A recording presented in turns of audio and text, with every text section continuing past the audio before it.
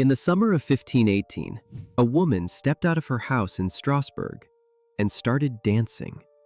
No music playing, nothing to celebrate. As far as anyone around her could tell, no reason at all. She didn't stop. Not after an hour, not after a full day. Within a week, dozens of other people had joined her, dancing in the streets, seemingly against their own will, some of them collapsing from pure exhaustion. By the time it was over, hundreds of people had been pulled into it, and some of them, according to the records, danced until it killed them. This isn't folklore. It's one of the most thoroughly documented events in medieval history, and 500 years later, historians still can't fully agree on what caused it. This is the dancing plague of 1518. Section 1. The city before the dancing. To understand why this happened, you kind of have to understand what Strasbourg looked like right before it did. In 1518, it was a major trading city on the Rhine, home to something like 20,000 people, narrow streets, packed markets, the whole picture of a busy medieval trade hub. But underneath that, the city was struggling. There'd been a string of brutal harvests, which meant real famine for a lot of the population. Disease was moving through the region too. Smallpox shows up in some records, syphilis in others, which at the time was still a fairly new and terrifying illness. And just a year earlier, Martin Luther had published his challenge to the Catholic Church, which was starting to send religious tension rippling through the whole area. Add an unusually brutal summer heat wave on top of all that, and you've got a population that was, honestly, already stretched about as thin as it could get. Nobody knew it yet, but the conditions for something strange were already sitting there, waiting. Section 2. It begins with one woman. On July 14th, 1518, a woman named Frau Troffea walked into the street outside her home and began to dance. And not a joyful dance either. Witnesses described it as frantic, involuntary, almost trance-like. No music to follow, no clear reason for any of it. Her husband begged her to stop. She didn't. She kept going through that day, into the night, and into the next day after that, pushing through what must have been genuine exhaustion, apparently unable to make herself stop. Within about a week, other people in the city started doing the exact same thing, dancing uncontrollably, without music, without, as far as anyone could tell, any say in the matter at all. City officials, understandably alarmed, sent Frau Troffea to a shrine dedicated to Saint Vitus, a saint some people at the time believed could both curse someone with this kind of affliction and cure it. It didn't work.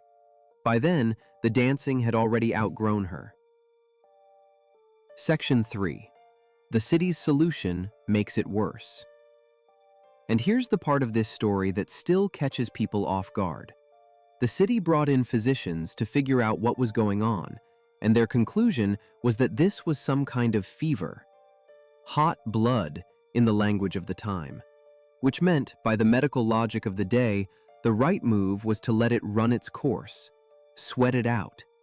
So the city leaned into it instead of stopping it. They cleared public space, built a stage, hired musicians, drummers, pipers, small orchestras to play around the clock on the theory that it would help the dancers work the affliction out of their systems faster. It did the opposite. The music and the spectacle of it pulled more people in. Some healthy residents reportedly joined just to watch or to help exhausted dancers stay on their feet, and some of those onlookers ended up dancing themselves. Whatever this was, the cure the city landed on ended up spreading it. By the time officials figured out their mistake and banned public music and dancing entirely, the whole thing had already dragged on for weeks. Section 4. How bad did it actually get?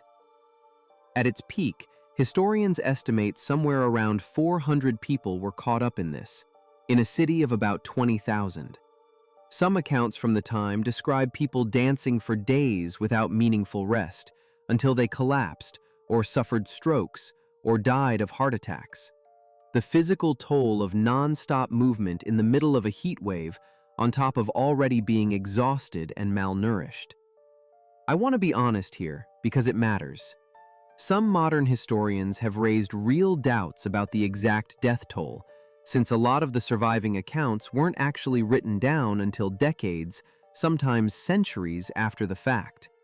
Record-keeping back then wasn't exactly airtight, but the core event, hundreds of people dancing uncontrollably through Strasbourg's streets for close to 2 months, is backed by enough contemporary documentation that historians still treat it as one of the best recorded cases of its kind anywhere in history. And it turns out, it wasn't even the first time this had happened. This had happened before. The 1518 outbreak wasn't a one-off. Smaller episodes of what's sometimes called dancing mania go back to at least 1374, recorded in towns along the Rhine and Moselle rivers, including, oddly enough, one earlier case in Strasbourg itself, more than a century before this one.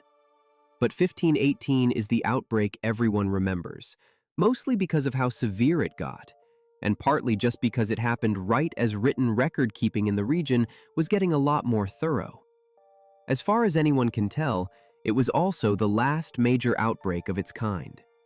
After 1518, nothing on this scale ever shows up in the historical record again. Section 6. So what actually caused it? This is the part nobody's fully settled on. For a long time, the explanations people reached for were spiritual: demonic possession, divine punishment, a curse from Saint Vitus sent down on a city that had somehow angered him. In the 20th century, scientists floated a more chemical explanation: ergot poisoning. Ergot's a fungus that can grow on damp rye, and it's known to cause convulsions and hallucinations. Tempting theory, especially since rye bread was such a staple at the time. Most historians don't buy it, though. Ergot poisoning tends to violently restrict blood flow, which makes it dangerous in a very different way.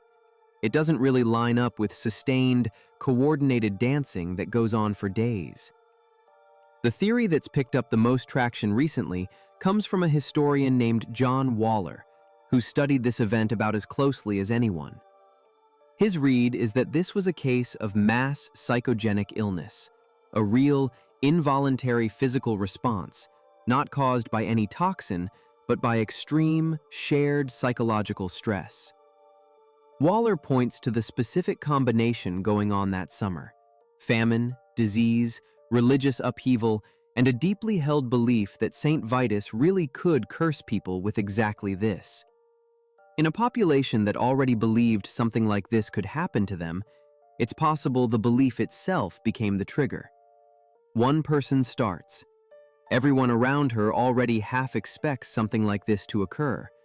And from there, it spreads, not through any virus, but through something closer to psychological contagion. It's not a theory you can prove definitively 5 centuries later, but out of everything on the table, it's the one that actually fits what we know about that summer in Strasbourg. Section 7. Why this story still matters. The dancing plague of 1518 isn't just a strange footnote buried in some history book. It might be one of the clearest documented examples we have of just how far collective stress can push the human body, at a scale most people would find hard to believe if it weren't recorded as thoroughly as it was. It's a reminder that the line between mind and body is a lot thinner than most of us assume. And it's a story that, 500 years on, still doesn't have a fully settled ending. Hundreds of people, weeks of uncontrollable dancing, a cause we still can't say for certain. If this is the kind of history you never learned in school, subscribe. I dig into a story like this every single week. And tell me in the comments, ergot, mass hysteria, or something we still haven't figured out. See you in the next one.